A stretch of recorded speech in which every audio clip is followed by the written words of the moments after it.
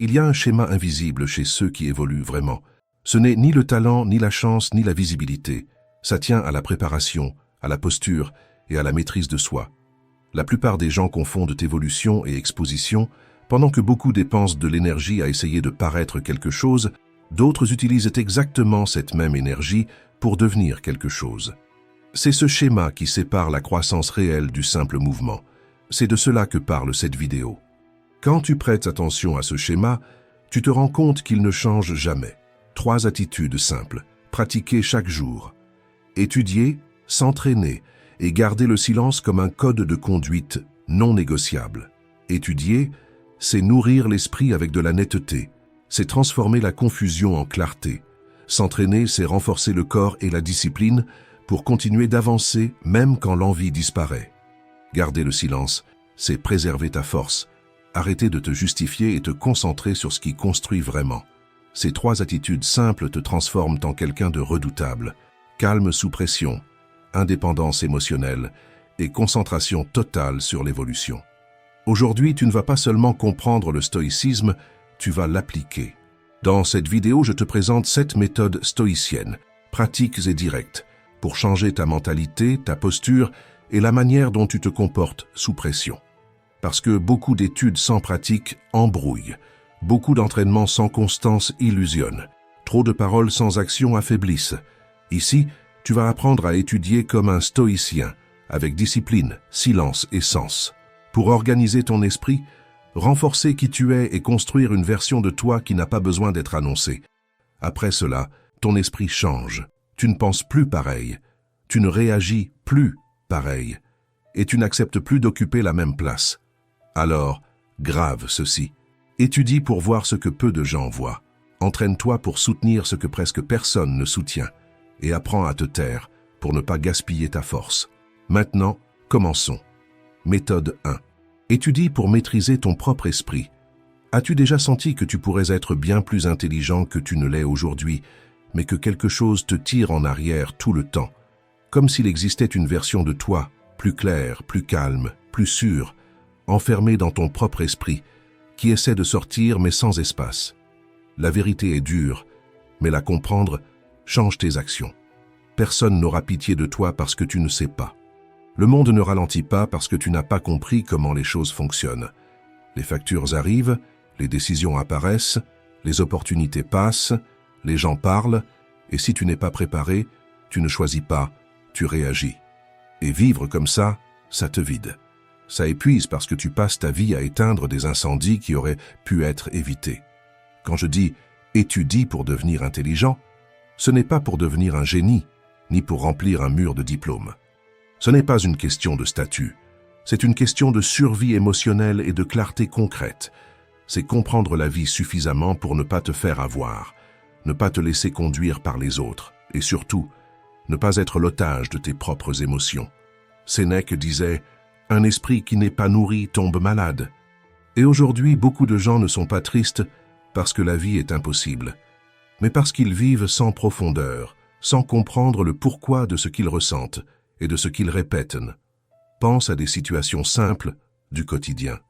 Tu signes quelque chose sans lire et tu te fais du tort. Tu t'endettes parce que tu ne comprends pas comment les intérêts fonctionnent. Tu restes dans une relation mauvaise parce que tu ne comprends pas les limites, l'estime de soi ou les schémas émotionnels. Tu discutes de société, d'avenir, de politique ou de réussite, sans avoir lu une seule page sur ces sujets. Et ensuite, tu te demandes pourquoi tout semble aller mal. Parce que sans étude, tu avances dans le noir. Et celui qui avance dans le noir accepte n'importe quelle main qui apparaît. Un vendeur mal intentionné, un gourou d'Internet, un ami toxique, un supérieur manipulateur. Et parfois, celui qui te trompe le plus, c'est toi-même, quand tu crois tout ce que tu ressens, sans comprendre quoi que ce soit à ce que tu penses.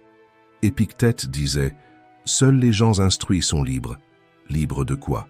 Libres de retomber dans les mêmes pièges, libres de répéter les mêmes erreurs, libres de vivre en pilote automatique. Étudier, c'est reprendre le commandement de sa propre vie. Et quand je parle d'étudier, je ne parle pas de devenir universitaire, d'utiliser des mots compliqués ou de citer des auteurs pour impressionner. Ça, bien souvent, c'est juste de la vanité. L'étude que je te propose est simple, directe et appliquer. Apprendre pour mieux vivre. Par exemple, tu as des problèmes d'argent? Étudie les bases des finances personnelles, l'organisation des dépenses, les intérêts, les dettes, les emprunts. Tu souffres d'anxiété? Lis sur les émotions, la psychologie, la philosophie. Comprends comment l'esprit fonctionne avant de croire tout ce qu'il te raconte. Tu as l'impression que les gens te marchent dessus? Étudie la communication, les limites, l'assertivité. Tu vois? Étudier, ce n'est pas fuir la vie. Étudier, c'est s'y préparer. Et ça n'a pas besoin d'être compliqué. Imagine quelque chose de simple. Tu prends un livre, papier ou numérique, et tu décides de lire 10 pages par jour. Juste 10. Tu peux faire ça dans le bus, dans le métro, avant de dormir, à la pause déjeuner. Pendant que beaucoup passent des heures à faire défiler un écran sans voir le temps disparaître, toi, tu construis une structure mentale. En un mois, ça fait 300 pages. En un an, plus de 3600 pages. Ça change n'importe qui. Peut-être que tu te dis « mais je n'ai pas l'habitude ». Très bien. Personne ne naît discipliné. La discipline se construit. Et là, il y a le côté humain. Tu n'as pas besoin d'avoir envie tous les jours. Tu as juste besoin d'être honnête avec toi-même. Quand ton esprit dit « je lirai plus tard », tu réponds « 5 pages, maintenant ». Voilà comment un stoïcien parle à ses propres impulsions sans violence, mais avec fermeté. Imagine cette scène simple. 2 personnes affrontent la même situation difficile. Les 2 souffrent, mais l'une comprend ce qui se passe. Elle a des mots, des concepts, des repères. Elle pense « ça fait mal, mais ça fait partie de la vie, je sais quoi faire ». L'autre ne fait que sentir. Elle se noie dans sa propre douleur, sans rien nommer. Laquelle des 2 veux-tu être? Étudier, c'est mettre un nom sur ce que tu ressens, comprendre ce que tu vis et élargir tes options intérieures. C'est renforcer l'esprit pour affronter la réalité telle qu'elle est. Tu n'essaies pas de traverser une route sombre la nuit sans lumière. Et pourtant, c'est exactement ce que beaucoup font avec leur propre vie. Ils affrontent des décisions, des conflits, des pressions, sans clarté, sans préparation, sans direction intérieure. Un esprit entraîné éclaire le chemin. Un esprit faible réagit dans le noir. Je ne te dis pas ça pour te rabaisser. Je te le dis parce que je crois que tu peux beaucoup plus que ce que tu donnes aujourd'hui. Tu n'es pas limité, tu n'es pas incapable, tu es peut-être juste rouillé. Et la rouille part avec l'usage, pas avec des excuses. Alors fais ceci. Choisis un domaine de ta vie qui fait le plus mal en ce moment. L'argent, l'esprit, le sens, les relations, la spiritualité, le corps, n'importe lequel. Et engage-toi à étudier ce domaine pendant 30 jours. Lire, regarder de bons contenus, prendre des notes, réfléchir. Tu seras surpris par la différence qu'un mois fait quand tu décides vraiment. Le stoïcisme n'exige pas la perfection. Il demande de la sincérité et de la constance. Maintenant, je veux que tu fasses quelque chose de simple. Si ce message t'a touché pour de vrai, écris dans les commentaires, comme un engagement envers toi-même. Je vais nourrir mon esprit tous les jours. C'est le premier pas pour devenir méconnaissable. Prendre soin de ton esprit comme on prend soin de l'or. Méthode 2. Entraîne-toi pour ta santé et ta discipline. Maintenant, je veux te parler de ton corps, non pas comme quelqu'un qui juge, mais comme quelqu'un qui te regarde et se dit « Tu ne mérites pas de vivre fatigué, raide, avec des douleurs qui auraient pu être évitées, parce que c'est ça qui arrive quand on abandonne son propre corps. La vie devient plus lourde qu'elle ne devrait l'être. » Les stoïciens n'étaient pas obsédés par l'esthétique. Ils ne s'entraînaient pas pour impressionner qui que ce soit. Ils s'entraînaient parce qu'ils comprenaient quelque chose de simple et de profond. Sans un corps minimalement fort, l'esprit devient limité, coincé, otage de la fatigue. Musonius Rufus disait que le corps doit être endurci pour supporter les exigences de la vie. Ce n'est pas l'apparence, c'est la résistance. C'est traverser la journée sans se sentir vaincu avant que la nuit n'arrive. Pense à la façon dont tu arrives souvent à la fin de la journée. Trop fatigué, sans énergie, sans élan. Tout irrite. Le moindre effort paraît excessif. Beaucoup croient que c'est seulement émotionnel ou mental, mais la vérité, c'est qu'un corps négligé facture cher. Douleur au dos, sommeil mauvais, manque de souffle, paresse constante. Et alors, un cycle silencieux se forme. Moins tu bouges, plus tu te sens mal. Plus tu te sens mal, moins tu as envie de bouger. S'entraîner ici, ce n'est pas une punition, c'est un acte de respect.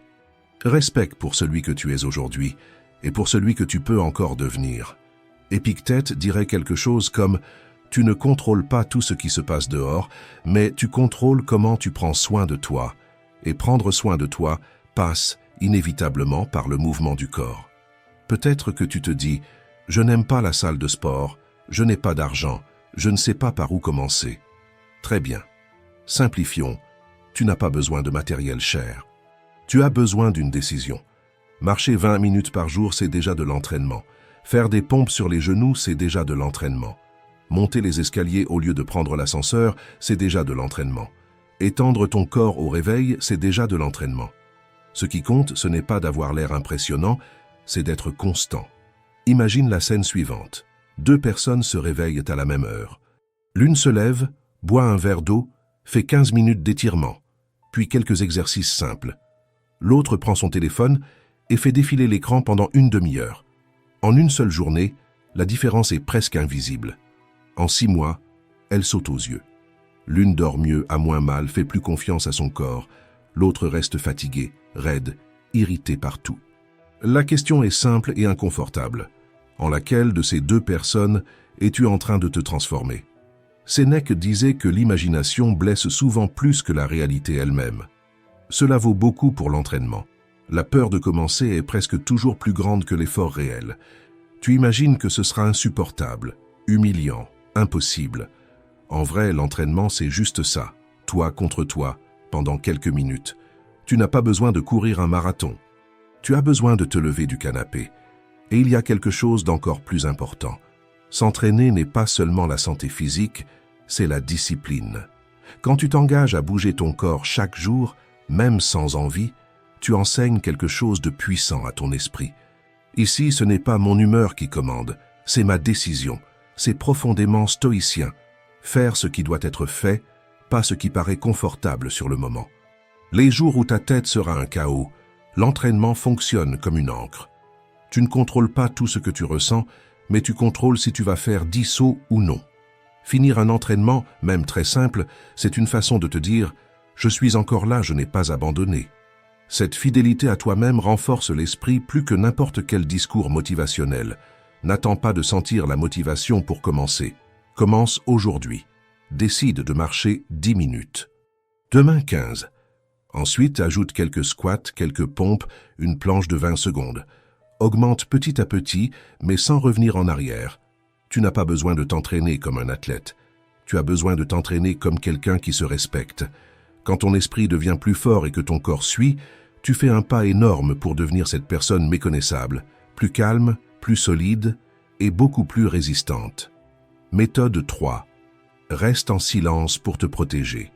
As-tu remarqué que parfois, plus tu parles, plus tu deviens vulnérable? Tu racontes tes projets, tes douleurs, tes doutes, et soudain, tout semble empirer. Quelqu'un te juge, quelqu'un te méprise, quelqu'un déforme ce que tu as dit, quelqu'un l'utilise contre toi plus tard, et là tu te dis « je voulais juste être compris ». Mais il y a une vérité inconfortable que presque personne ne nous apprend. Tout le monde ne mérite pas d'avoir accès à tes pensées. Tout le monde ne mérite pas d'entendre tes projets. Tout le monde n'a pas besoin de savoir ce qui se passe à l'intérieur de toi. Les stoïciens comprenaient ça profondément. Ils savaient que l'exposition excessive fragilise, que plus tu montres, plus tu ouvres des brèches. Et dans un monde où beaucoup observent, non pas pour soutenir mais pour comparer, critiquer et rivaliser, le silence devient une forme de protection consciente. Épictète disait que nous ne devons pas nous précipiter à partager tout ce que nous pensons, parce que la parole, une fois dite, ne retourne pas là d'où elle est sortie. Ce que tu dis peut être interprété, mal compris, raconté autrement, exagéré. C'est comme jeter quelque chose de fragile dans un endroit rempli de mains maladroites. Ce que tu gardes, tu peux encore le revoir, le faire mûrir, l'ajuster en toi. Le silence fonctionne comme une table de polissage intérieur. Pense au nombre de fois où tu as regretté d'avoir trop parlé. Tu as partagé un projet de changement de vie et tu as entendu « Ah, tu n'y arriveras jamais ». Tu t'es confié à quelqu'un et ensuite tu as senti que cette personne s'en servait pour te diminuer. Tu as parlé sur un coup de tête et tu as blessé quelqu'un ou créé un conflit inutile. Si tu étais resté silencieux quelques minutes, respiré, mieux réfléchi, beaucoup de choses auraient peut-être été évitées. Garder le silence au sens stoïcien, ce n'est pas être faible, ni se soumettre, ni être lâche. C'est sélectionner, c'est filtrer, c'est une stratégie émotionnelle, c'est choisir le bon moment, la bonne personne, le bon mot. Et il y a un autre point important. Trop parler use ton énergie. Quand tu expliques trop qui tu es, quand tu justifies trop ce que tu ressens, quand tu essaies trop de convaincre, tu commences à t'éloigner de toi-même. Tu vis pour être compris, pas pour être vrai. Et vivre en fonction de la validation extérieure fait payer un prix élevé à l'intérieur. Le stoïcisme t'invite à faire l'inverse. Vivre aligné avec tes valeurs, même si personne ne comprend. Marc Aurèle écrivait pour lui-même, pas pour le monde. Il ne courait pas après l'approbation. Il n'avait pas besoin d'annoncer chaque réflexion. Il gardait, il polissait, il vivait. Ce qui a diffusé ces mots, c'est le temps, pas lui. Marc Aurèle est mort en silence. Son œuvre a parlé pendant des siècles. Tu n'as pas besoin de tout publier, de tout raconter, de tout exposer à tout le monde. Parfois, ce qui te détruit, ce n'est pas ce que tu vis, c'est à quel point tu t'exposes. Je vais te donner des exemples simples de la façon dont le silence peut te protéger au quotidien, au travail. Au lieu de parler mal de quelqu'un ou de te plaindre à tout le monde, tu observes plus, tu parles moins et tu choisis avec soin à qui t'ouvrir. Ça te protège des ragots, des conflits inutiles et des interprétations tordues. En famille, au lieu d'essayer de convaincre des proches qui ne veulent pas te comprendre, tu économises les explications, tu agis avec respect, mais tu préserves ton énergie émotionnelle. Dans ta vie personnelle, au lieu de raconter tous tes rêves et projets à n'importe qui, tu partages seulement avec ceux qui sont vraiment de ton côté et tu laisses les résultats parler d'eux-mêmes. Le silence dans ces cas-là fonctionne comme un bouclier invisible. Il ne t'empêche pas de ressentir, il ne t'empêche pas de penser, mais il empêche que tout cela soit jeté dans un environnement qui n'est pas prêt à accueillir, seulement à juger. Ça ne veut pas dire que tu dois tout garder et souffrir seul.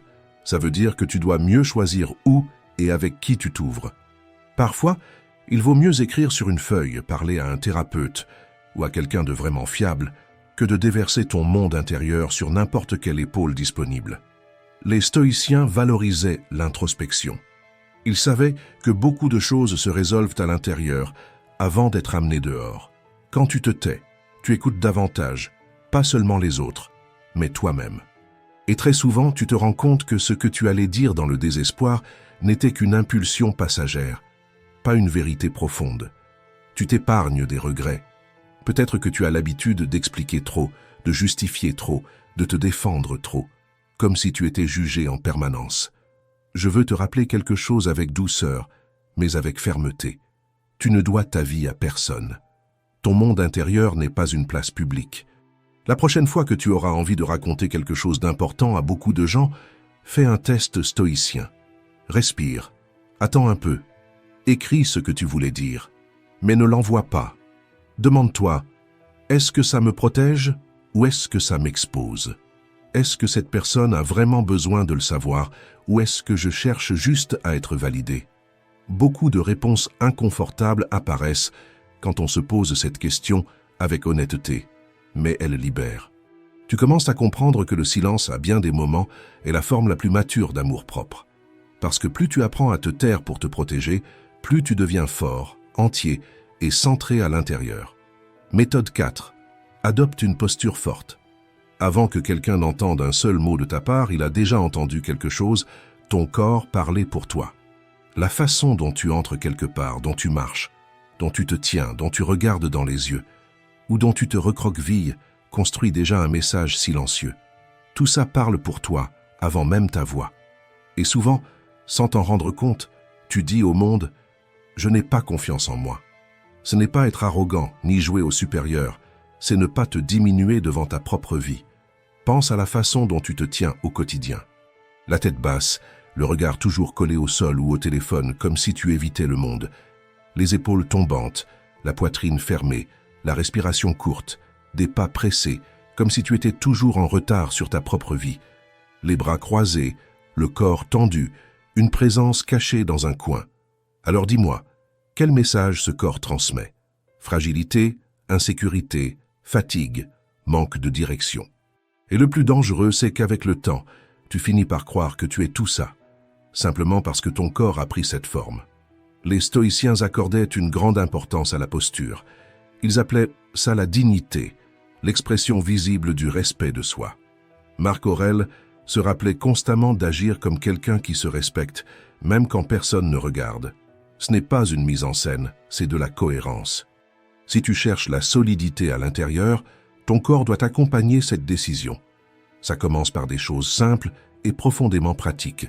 Relever légèrement le menton, regarder devant toi sans défi, ouvrir la poitrine, bien poser les pieds au sol, marcher sans traîner le corps. C'est comme aligner une boussole. Quand le corps se met en ordre, l'esprit trouve une direction. Quand tu redresses le corps, la respiration s'approfondit, l'esprit s'éclaire et ta présence s'élargit. Même sans dire un mot, quelque chose change à l'intérieur et le message est clair. Je me prends au sérieux. Imagine une scène simple. Tu entres dans un endroit important. Si tu entres recroquevillé, c'est comme si tu t'excusais de prendre de la place. Si tu entres calmement, la colonne droite et le regard serein, l'ambiance répond différemment et le respect change sans effort. Ce n'est pas du théâtre, c'est de l'alignement. Le corps devient cohérent avec la décision intérieure de se respecter. Je veux que tu fasses un test aujourd'hui même. Observe comment tu es assis, comment tu marches, comment tu tiens ton propre corps. Corrige ta posture pendant quelques minutes et remarque la différence parce que ta transformation ne se fait pas seulement dans les idées, elle apparaît dans la façon dont tu te places dans le monde. Ce n'est pas un hasard si tu es ici sur cette vidéo, la vie est en train de t'inviter à occuper ta place avec plus de fermeté, plus de calme et plus de conscience de qui tu es. Méthode 5. Contrôle ton envie de réagir. As-tu déjà ressenti cette envie presque incontrôlable de répondre sur le champ? Quelqu'un te pique, te provoque, te critique et ta bouche essaie de passer devant ton esprit. Après avoir parlé, le regret arrive. Je n'aurais pas dû dire ça. Voilà. La plupart des conflits de notre vie naissent exactement là, non pas de ce que l'autre a fait, mais de ce que nous n'avons pas su retenir au mauvais moment. Contrôler l'envie de réagir, ce n'est pas seulement se taire à l'extérieur, c'est apprendre à retenir l'impulsion à l'intérieur. C'est maîtriser le réflexe automatique. Les stoïciens savaient que le danger ne réside pas seulement dans les grandes décisions, mais dans les petites réactions qui passent inaperçues. Épictète enseignait que ce n'est pas l'insulte qui blesse, mais le jugement que nous en faisons, et la plupart du temps, ce jugement sort par la bouche avant de passer par la raison. Pense à des situations simples du quotidien. Tu es dans une discussion et tu as envie d'avoir le dernier mot, juste pour ne pas sortir perdant. Tu entends une critique et tu veux déjà te justifier, tout expliquer, prouver que tu as raison. Tu écoutes une remarque stupide et tu as envie d'ironie, de répondre du tac au tac, de gagner la conversation.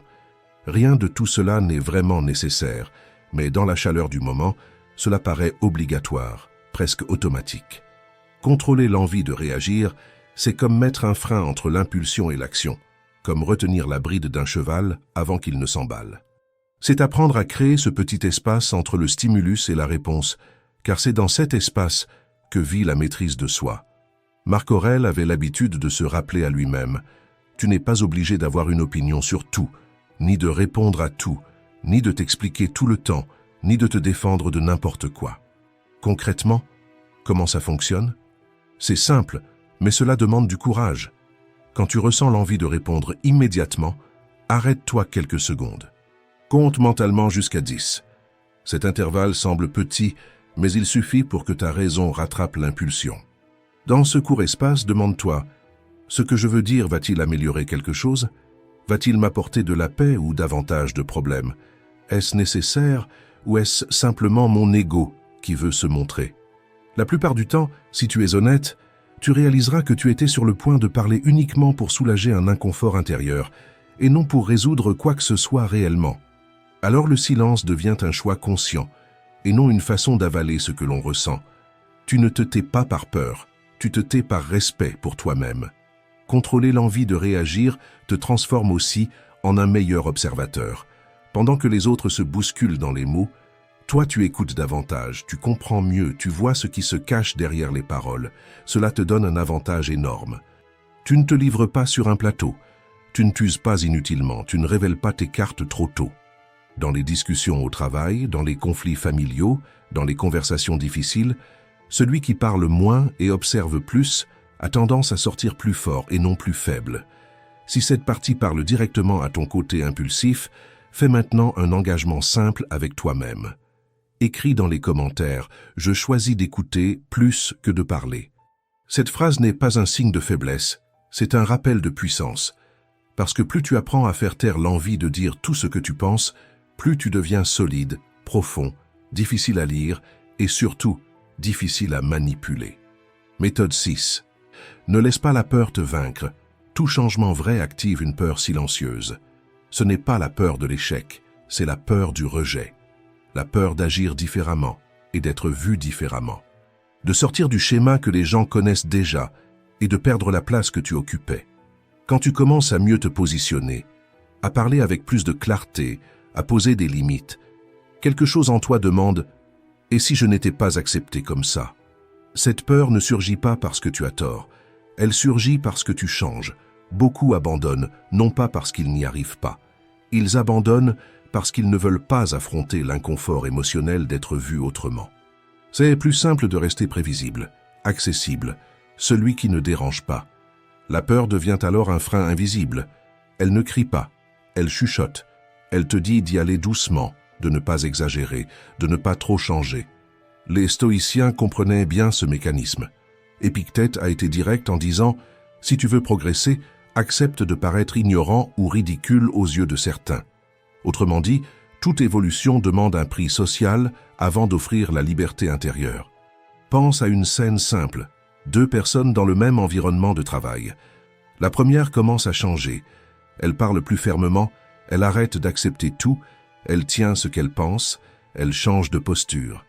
La deuxième veut aussi changer, mais elle recule à chaque fois qu'elle ressent de l'inconfort. Elle avale ce qui la blesse, elle tolère ce qui dépasse ses limites. Elle dit « tout va bien ». Quand ça ne va pas, elle cède pour ne pas perdre l'approbation. Au début, la première surprend. Les gens commentent, regardent différemment, prennent un peu de distance. La deuxième est vue comme facile à vivre, compréhensive, sympa. Mais voilà le point que presque personne ne remarque. L'une affronte l'inconfort à l'extérieur. L'autre porte l'inconfort à l'intérieur. Et maintenant la question qui décide de tout, laquelle grandit à l'intérieur et laquelle passe sa vie à s'ajuster pour ne pas être rejetée.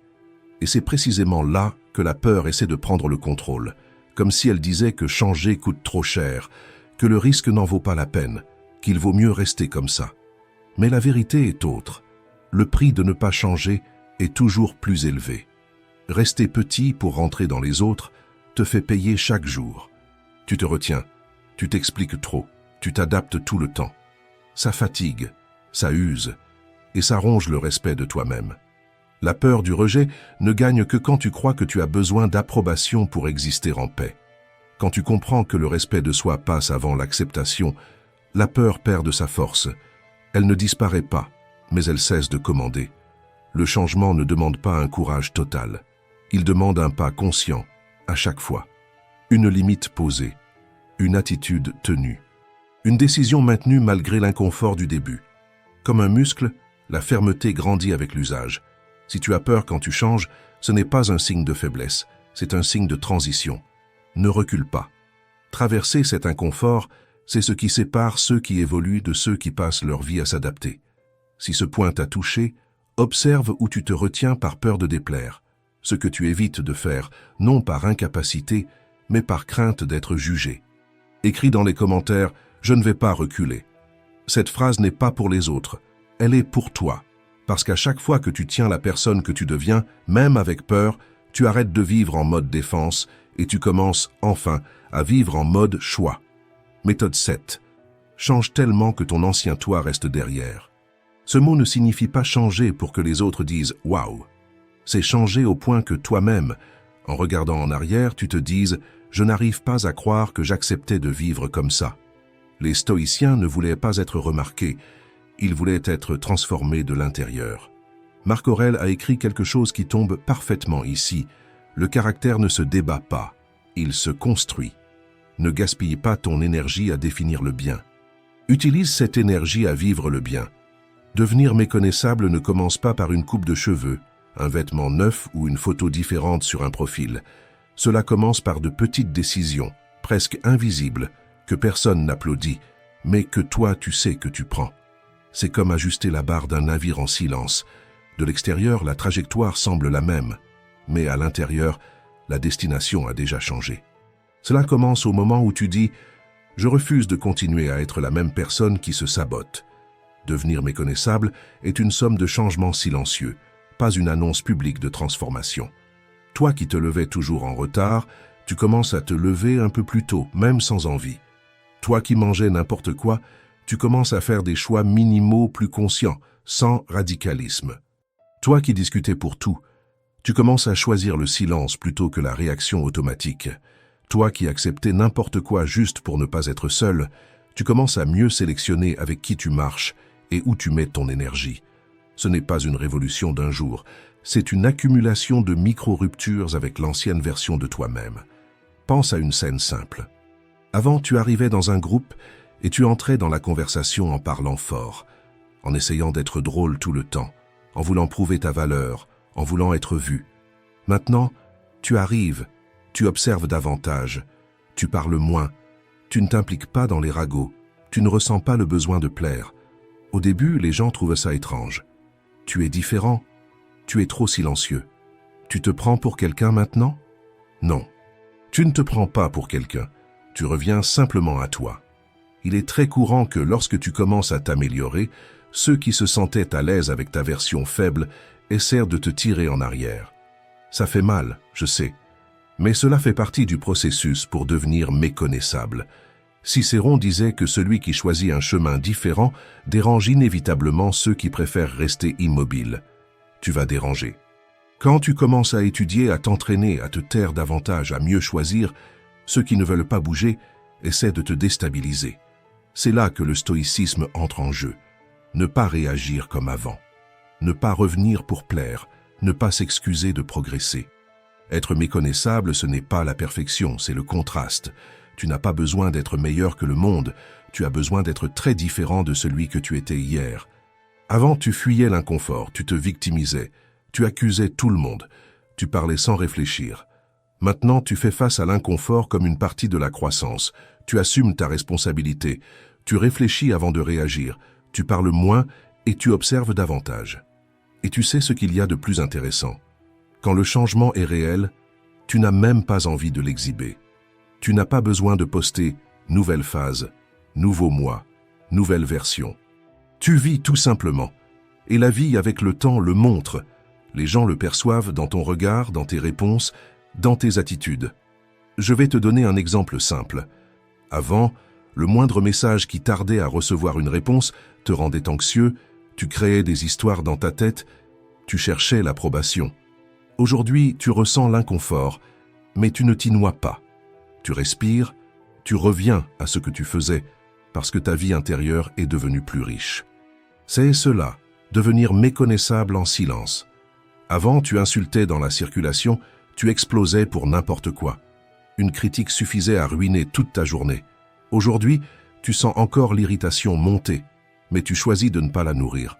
Tu te demandes, est-ce que cela est sous mon contrôle? Non. Alors je ne vais pas confier à ça le volant de mon humeur. Ça paraît petit, mais c'est immense. Quand tu changes ta façon de réagir, tu changes tout. Tu ne changes pas seulement ton image, tu changes ton destin.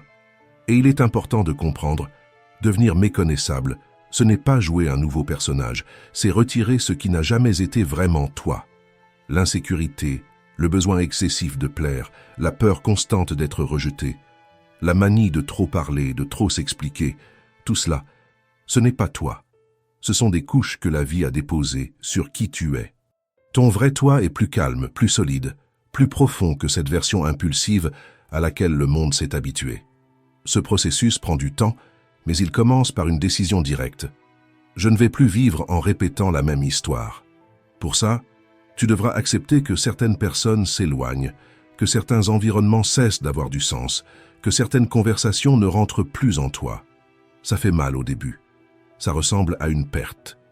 Mais en réalité, c'est de l'espace qui se crée. De l'espace pour de nouvelles habitudes, de nouvelles connexions, de nouvelles opportunités alignées avec la personne que tu es en train de devenir.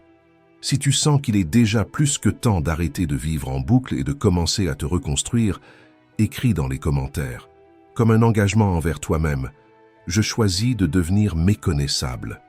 Écris-le, relis-le, laisse cette phrase résonner. Parce qu'à partir du moment où cette décision se produit à l'intérieur, le monde extérieur, tôt ou tard, reconnaîtra cette nouvelle version, même si tu n'as jamais besoin de l'expliquer. Si cette vidéo t'a aidé à voir les choses sous un nouvel angle, laisse ton like, abonne-toi, commente et partage. Ici, nous continuons à nous renforcer et à apprendre. Merci d'avoir regardé.